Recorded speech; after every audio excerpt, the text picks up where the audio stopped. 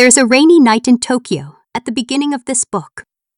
Two writers who had read each other's work but never met sat down in a tiny bar. They started talking about Viktor Frankl, about logotherapy, about why some people know exactly why they get out of bed every morning, while others wander through their entire lives without ever finding out. At some point in the conversation, a word came up that neither of them had a book about. Nobody in the West did. So they decided to write one. A year later, they flew to Okinawa, specifically to a village called Ogimi, the place with the highest concentration of centenarians on the planet. They started asking 100-year-old people what they knew. This is what they found. The word is Ikigai. It means the beautiful thing worth going to battle for. And I have been reading about it for 30 days. This is the diary. Day 1. I opened Ikigai, not knowing what Ikigai meant. I had seen the word on Pinterest boards with lotus flowers. I expected something vague, but the first pages took me somewhere specific. A rainy night in Tokyo, two writers in a tiny bar, talking about why some people know exactly why they get out of bed every morning, while others wander through their whole lives without ever finding out. I am somewhere between those two people. That is why I kept reading. I put the book down after those first pages and just sat there for a moment. Not because I was moved, not yet, but because I realized I had been expecting nothing. And the book had already asked me something real. That does not happen often. I wanted to know what came next. Day 2. I learned about Ogimi, a village in Okinawa with the highest concentration of centenarians on Earth.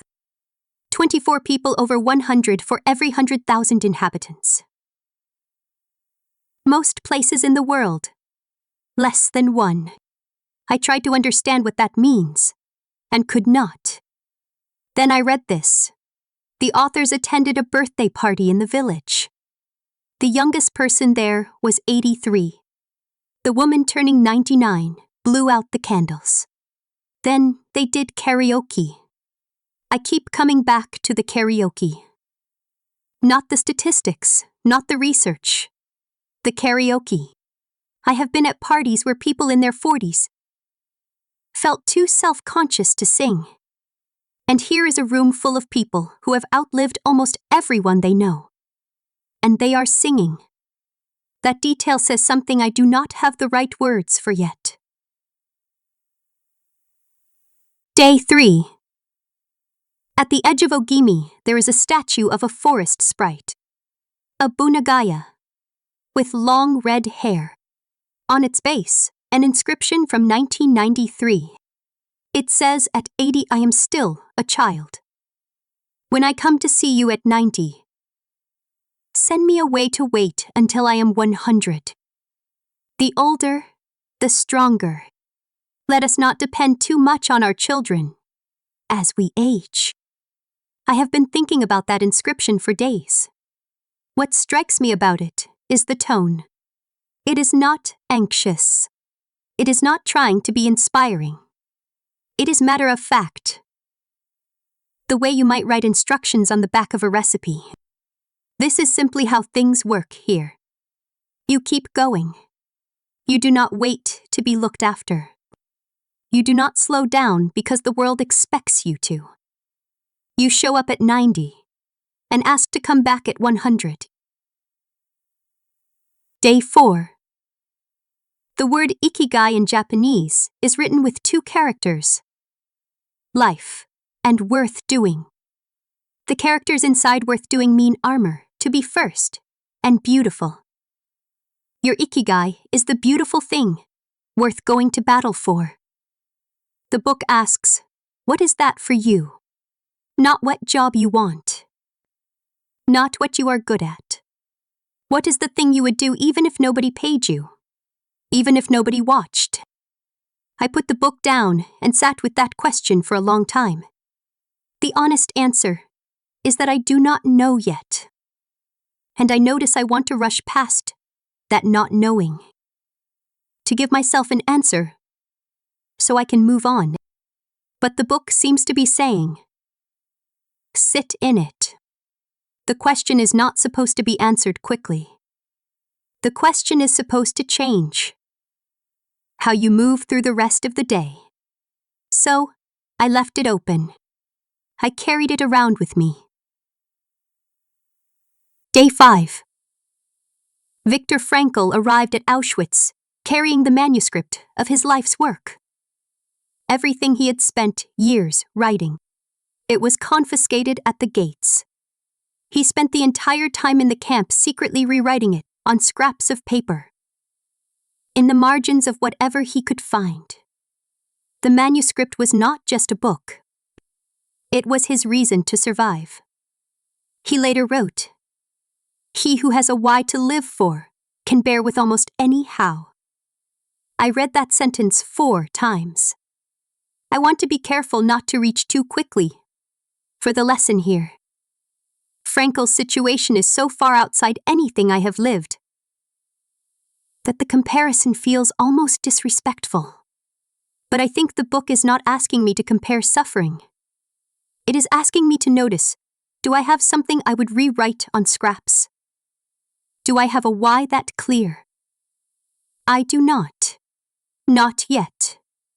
That matters. Day 6.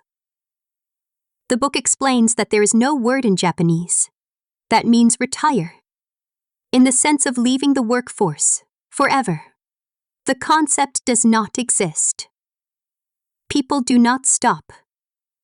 They redirect. They scale down, perhaps.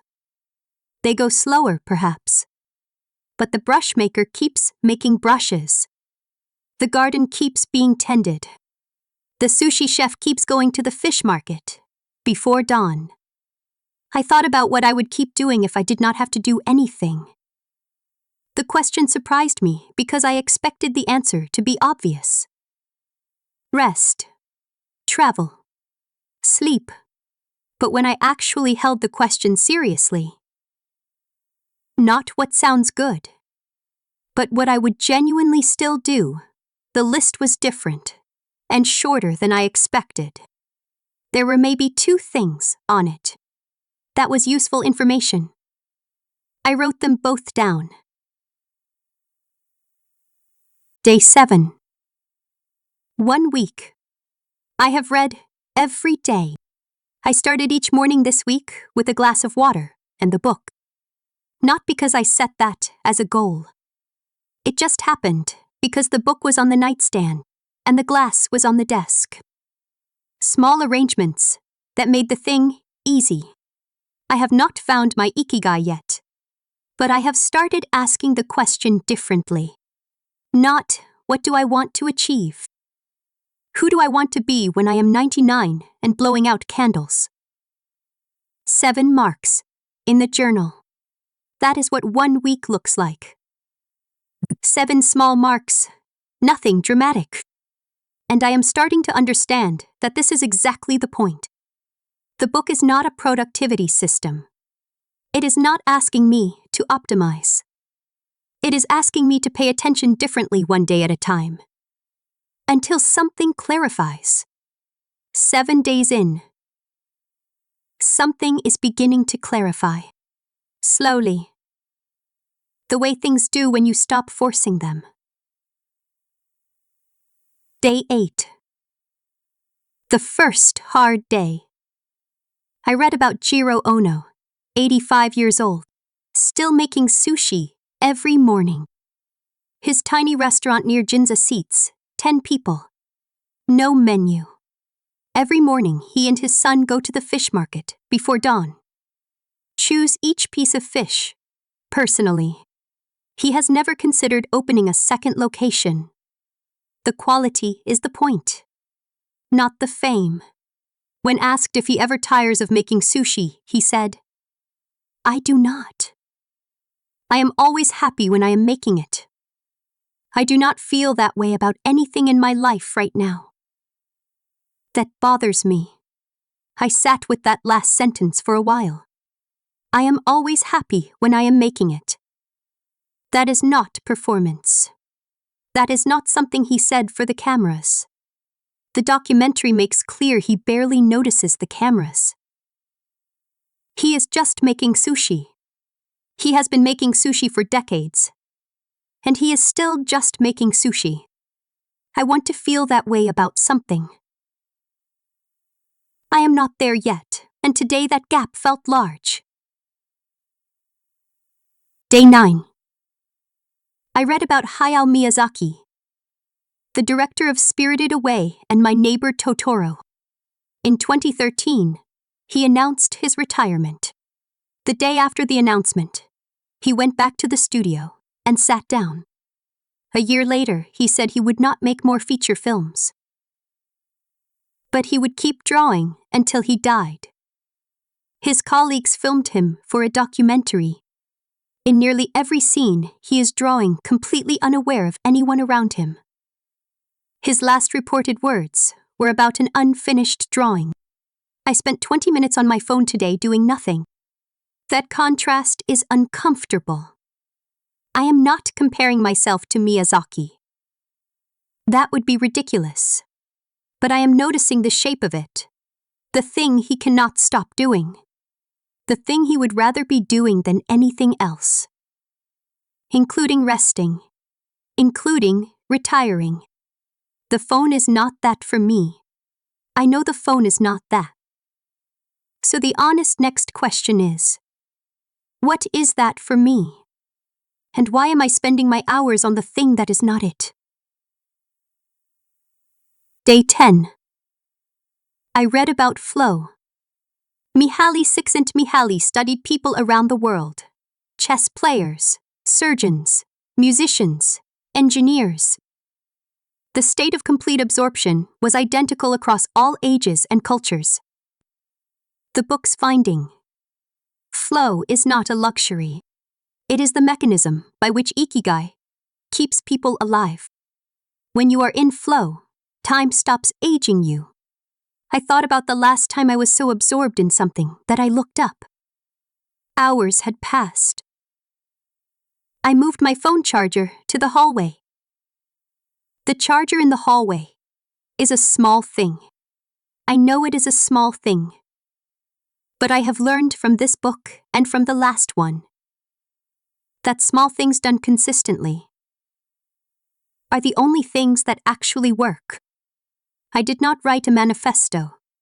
I did not make a list of goals. I just moved the charger. And this morning, without the phone on the nightstand, I picked up the book first. That is the whole chain. One link at a time. Day 11. There's a woman in the book who works at a makeup brush factory in Kumano, Japan. The authors could not find her at first. The company gave evasive answers.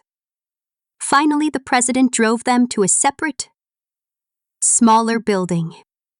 Up a flight of stairs. A room full of windows. In the middle of the room, a woman wearing a mask. Sorting individual bristles so quickly, the authors could not follow her. She used scissors and combs with movements that looked like a dance. She had not noticed them enter. That is what flow looks like, from the outside. She had not noticed them enter. I keep returning to that detail. There were multiple people standing in the doorway watching her, and she did not notice. Not because she is rude or inattentive. The authors make clear she is warm and kind. But in that moment, she was somewhere the room could not reach. That is not a productivity state. That is something closer to what I think the book means by Ikigai. Being so exactly where you belong that the rest of the world becomes background. Day 12. I did not want to read today. I read anyway, because I have a rule from the last book I read for this series. never miss twice. Missing once is an accident. Missing twice is the beginning of a new habit. I read 12 pages this morning before getting out of bed. Hair messy. Still in the same clothes as yesterday. The book does not care. And somewhere in those 12 pages was this. The happiest people are not the ones who achieve the most. They are the ones who spend more time than others in a state of flow. 12 pages. That is all. Some days the commitment is the thing, and the content comes second. I did not feel inspired this morning. I felt tired and slightly annoyed at myself for having made this commitment. But I kept the commitment, and by page 10 something in the book had pulled me back in. The days that start like this, reluctant, ordinary, are often the ones that land hardest. Today was one of those. Day 13. The Moai. In Okinawa, lifelong groups form in childhood and stay together for decades, sharing finances in hard times, sharing celebrations, showing up. One of the centenarians said, "Getting together with my friends is my most important Ikigai. I always know I will see them all here tomorrow." And that is one of my favorite things in life. I thought about who my Moai is. I think I have been less attentive to mine than I want to be. I am realizing that Ikigai is not just a solo practice. The book makes clear that belonging is part of it. The Moai, the community, the knowledge that someone will be there tomorrow. I have been reading this book as though it were a self-improvement exercise. But the people of Ogimi are not optimizing themselves in isolation. They are embedded. They are held. I want to be more held than I currently am. That is honest. Day 14. 2 weeks. I have read every day. The phone charger is still in the hallway. I stopped noticing this around day 11. The book says that is what good habit design looks like when it has worked. The effort disappears. You stop fighting yourself. The environment does the work. I have been drinking water first thing every morning because the glass is on the desk. These are small things. But I am different at 2 weeks than I was at day 1. Not dramatically. Enough. Enough is the word I keep landing on. Not transformed. Not finished. Not arrived anywhere. Just enough. Enough that the question feels more real. The mornings feel more intentional. The resistance of day 8 feels farther away. 2 weeks in, the habit is no longer a decision I make every morning. It is just what I do. I did not know that was possible 2 weeks ago. Now, it is just true. Day 15. Slow down is the most common piece of advice given by the centenarians in Ogimi. Not laziness. Deliberate unhurriedness. One of the oldest residents said, "My secret to a long life is always saying to myself, slow down and relax. You live much longer if you are not in a hurry." I have been in a hurry my whole life. I am not sure I have ever eaten a meal and tasted every bite. This chapter made me put the book down and finish my tea. I finished the tea. That sounds small. But I almost never finish a hot drink while it is still hot. I make tea, I get distracted, I come back to something cold. Today I just sat and finished the cup. I did not check my phone. I did not plan the next thing. I just drank the tea. And it turned out that 15 minutes of sitting still was not the wasted time I have always treated it as. It was its own kind of arrival. Day 16. Wabi-sabi, the Japanese art of finding beauty in imperfection and impermanence. Nothing less. Nothing is finished. Nothing is perfect. The crack in the cup is part of its beauty. The difficulty in your life is part of yours. And ichigo ichii. This moment exists only now and will not come again.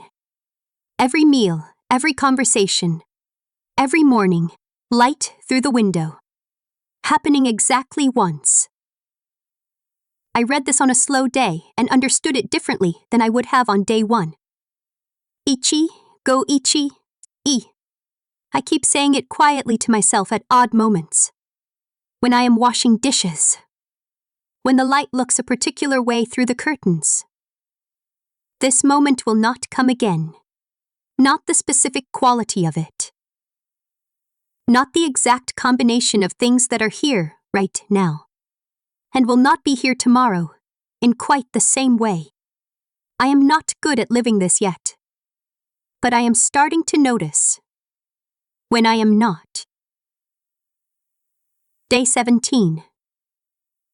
The Harahachibu section.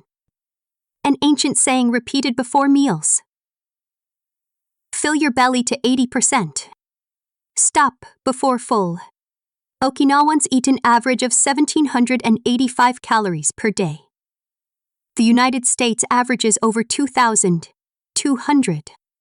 The small plate principle, Japanese restaurants serve meals across 5 small dishes, rather than 1 large one. You think you are eating a lot. You end up slightly hungry. And that slight hunger, the book says, may be worth 5 years of life. I ate my dinner on a smaller plate tonight. I found a smaller plate at the back of the cabinet. One I use for toast. I served my full dinner on it. The portion looked different. I ate it. I was not still hungry at the end. I just stopped at slightly less than I normally would. It felt strange. It also felt like a very small experiment in paying attention. Not a diet. Not a program. Just the question, what does 80% feel like? Turns out, I do not usually stop there. Now, I am curious. Day 18. Steve Jobs was captivated by Japan. His entire life. On a visit to Kyoto, he heard about a porcelain master named Yukio Shakunaga from Toyama, a man who extracted his own porcelain from the mountains.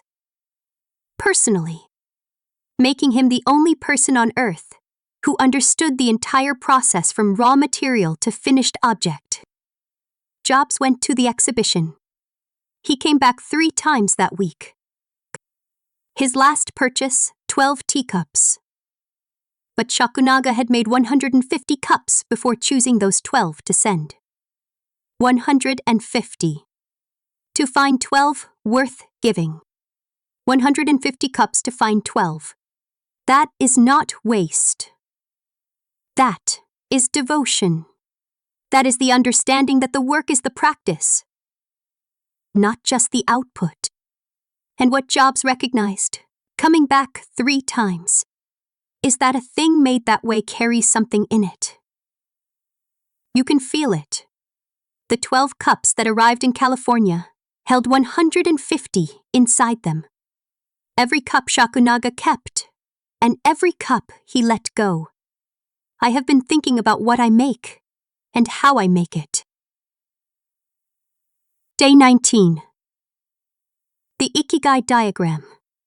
4 questions, overlapping. What do you love? What are you good at? What does the world need? What can you be paid for?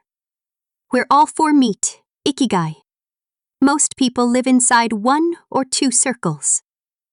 The book does not say you must live in all 4. It says that understanding where you are is the beginning of understanding where you want to move toward. I drew the diagram in my notebook and tried to fill it in honestly.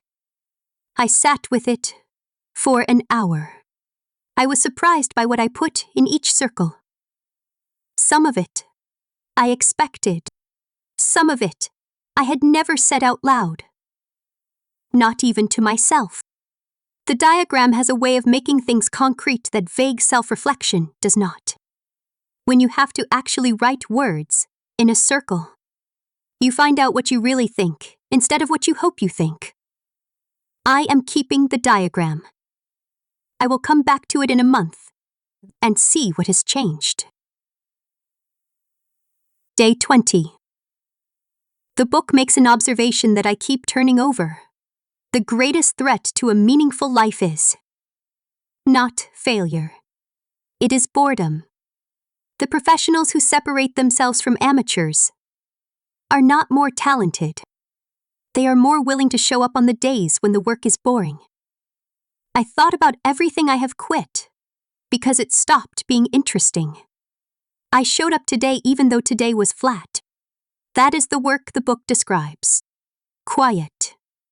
Unsexy. Real. The list of things I have quit is longer than I want to admit. Not because they were wrong for me. Some of them were. But some of them. I quit exactly at the moment when the interesting part was over.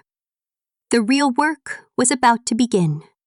I left before I got to find out what I could actually do. Today I stayed. I read the flat pages. And at the end of the flat pages, something opened again. That is the pattern. That is always the pattern. I keep forgetting. Day 21. 3 weeks. I read about the radio Taiso, a 5-minute joint movement routine practiced every morning across Japan. Broadcast on the radio since 1928. Not the gym. Not a marathon. 5 minutes of careful movement for the joints. Done every day, never skipped. The book's principle. Low intensity, never stop. The woman in Ogimi who is still driving at 88. The man still gardening at 97. Movement as a daily fact, not a periodic effort. I did 5 minutes this morning before I made my tea. 3 weeks of marks in the journal. 3 weeks of a glass of water on the desk. The charger in the hallway. And now 5 minutes of movement before the tea. None of these things are impressive. If I told someone I was doing them as a program, they might laugh.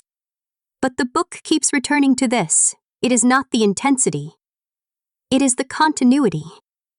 The people of Ogimi are not impressive in individual moments. They are impressive across decades. That is a different kind of ambition. Day 22. Real words from real people in Ogimi. A woman of unknown age. The secret to a long life is not to worry, and to keep your heart young. Open your heart to people with a nice smile on your face. A man. I am 98, but I consider myself young. I still have so much to do. A woman. Working. If you do not work, your body breaks down. And the one that stops me every time I read it. There is no secret to it. The trick is just to live. I wrote that one in 4 different places. The trick is just to live. I have read that sentence 10 times now, and it still does something to me. Not because it is a secret. It is almost the opposite of a secret. It is so plain it should feel like nothing. But we spend so much of our lives arranging around life. Planning for life, recovering from life. That the living itself gets pushed to the edges. Just to live. Present. Awake. Doing the thing. That is the whole practice. Day 23. A counterintuitive finding from the book. A little stress is good for you. A study that followed people for more than 20 years found that people who maintained low levels of stress, who faced challenges, and put their heart into their work, lived longer than people who chose relaxed early retirement.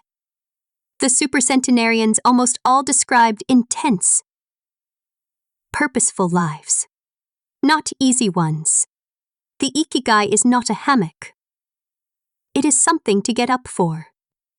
This reframes something I have been holding wrong. I have been treating ease as the goal. The state where nothing is hard and everything flows effortlessly. But the book is suggesting that the challenge is part of it. That the getting up for something, the meeting it, the caring enough to try, that is not the obstacle to a good life. It is the substance of one. Easy is not the point. Purposeful is the point. Those are not the same thing. Day 24.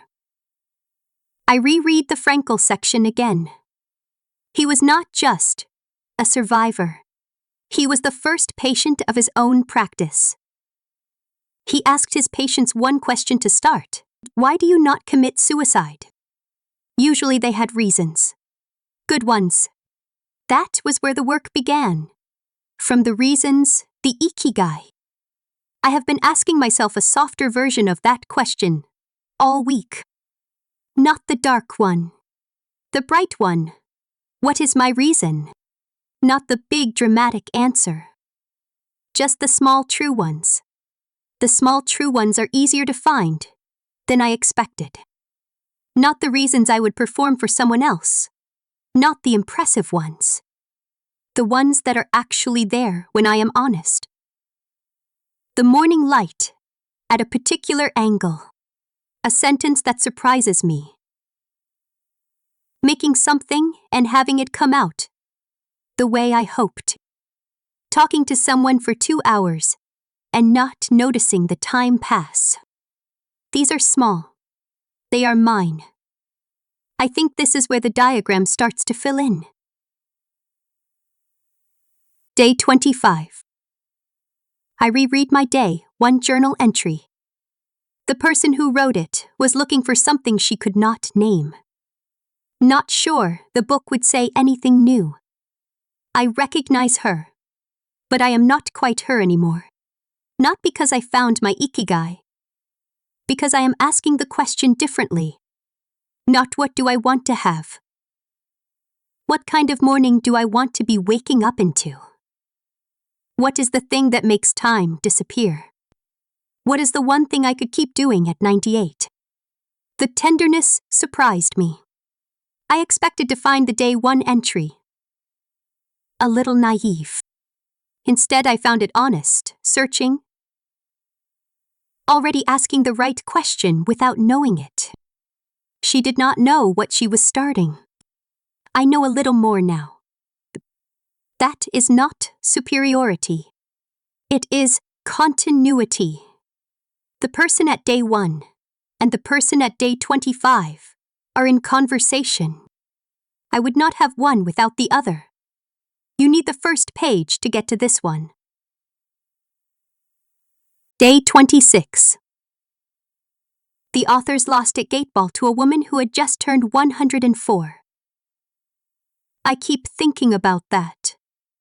She was playing a competitive game, fully engaged, completely present, at 104. Not sitting, not watching, playing, and winning. I said to myself, I am sometimes too tired to do things I said I would do. A woman who has been alive for 104 years beat 2 writers at Gateball. I went for a walk today without deciding to. Without deciding to is the part that matters. I did not deliberate. I did not weigh the walk against other options. I just got up and went outside and walked. That is what habit actually looks like when it has become part of you. Not a choice you make, but a thing you do. The woman at 104 was not deciding to play Gateball. She was just playing. The deciding happened so long ago. It is no longer visible. I want more of my good things to disappear like that. Day 27. Near the end of the book, there is a sentence I have written in 4 different places. Flow is like a muscle. The more you train it, the more you will flow, and the closer you will be to your Ikigai. I thought about all the times I avoided the thing I actually wanted to do. I was afraid I was not good enough yet. The Brush Takumi did not know she was good enough. She just sorted bristles. Every day. Perfectly absorbed. Good at it because she kept doing it, not the other way around. Good at it because she kept doing it. I have been waiting to be good enough before I fully commit to the things I care about. But the book is saying the order is wrong.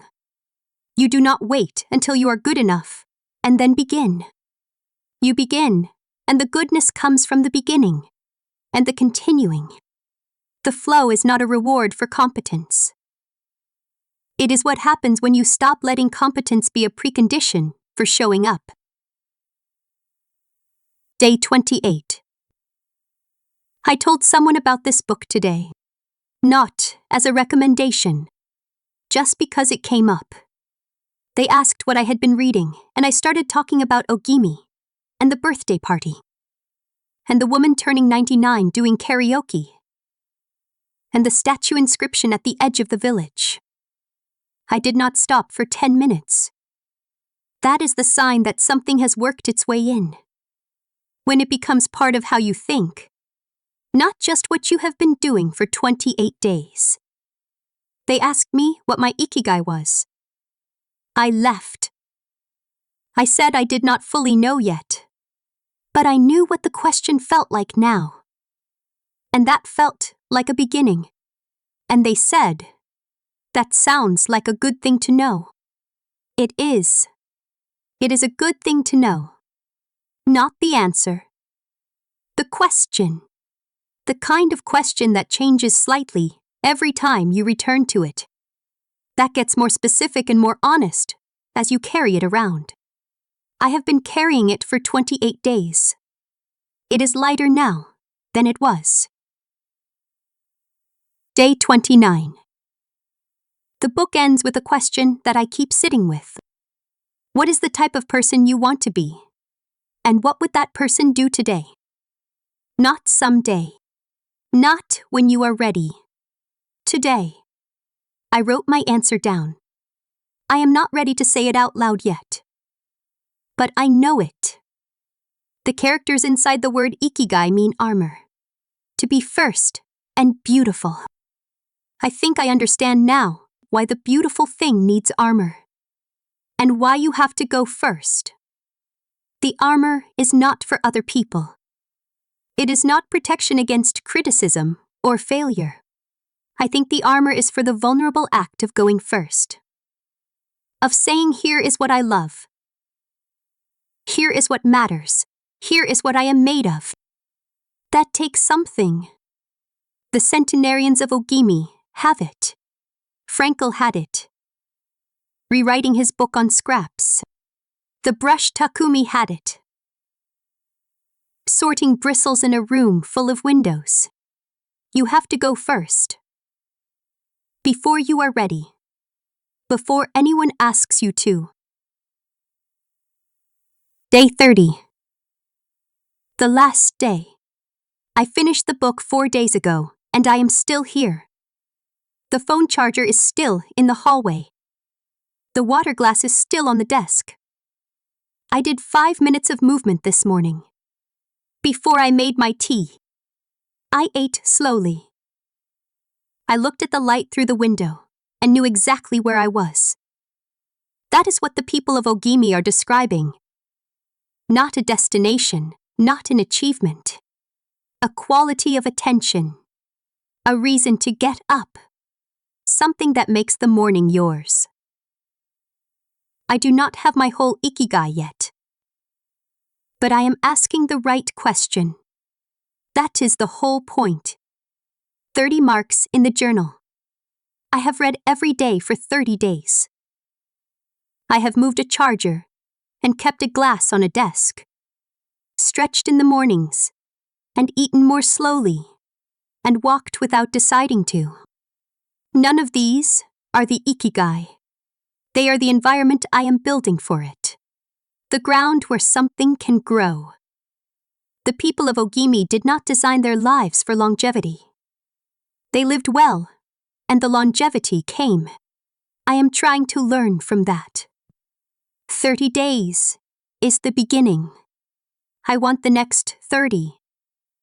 And the 30 after that. If you want to read this book, and I think you should, the link to Ikigai on Amazon is in the description. It is an affiliate link, which means I earn a small commission if you buy, at no extra cost to you. And if you prefer to listen, the audiobook is in the description too, 30 days free on Audible. One book to keep. No pressure. I am not telling you it will tell you what your Ikigai is. I am telling you it will help you ask the right question. In small ways. In the ways that stay. The next 30 days, I am reading a different book. And I will do this again. A new diary. A new 30 days. A new question to sit with. If you want to read along, subscribe. The next one is already waiting. And I wonder if you have felt this too. That there is something in you that already knows what your Ikigai is. And has been waiting for you to stop being in a hurry long enough to hear it.